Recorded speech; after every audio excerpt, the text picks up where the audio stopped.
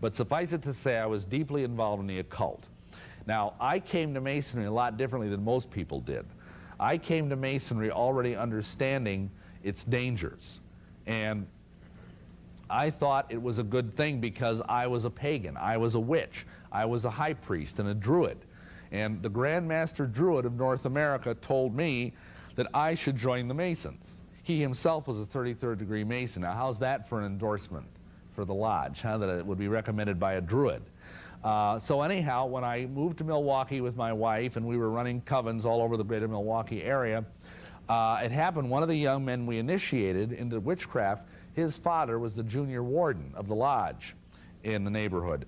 And I thought, well, gee, this works out nice. So I asked him to introduce me to his dad, and his dad sponsored me into the lodge. And naturally, they were delighted to get members because, like, for instance, that lodge, I think I was the youngest. I was like in my mid-20s, and I was the youngest member there by about 25 years. The average age, according to that Time article I mentioned earlier, the average age of a Mason right now in America is 70. And in fact, later on after I joined the lodge, typically we would have 6 or 7 Masonic funerals a year, and we'd only initiate 2 or 3 people. Now, you don't have to be a rocket scientist to figure out if that goes on for very long, you aren't going to have any lodge left. And indeed, that is the case. Many lodges have had to close due to lack of membership.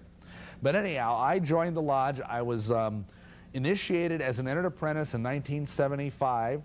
I was passed to the degree of fellow craft, I believe, that same year. And in 1976, I was raised to the sublime degree of a Master Mason. Soon after that, I went through the York Rite.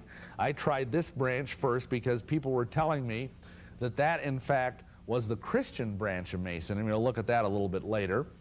And then later on, I did the Shrine, I did Scottish Rite, I became a 32nd degree Mason there.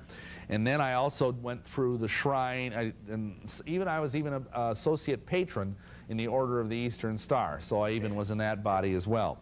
I was very involved in Masonry. I was a real fanatic. I was probably in lodge meetings 2 or 3 nights a week.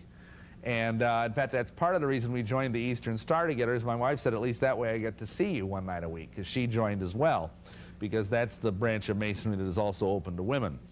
So anyway, I was very, very active in all of this.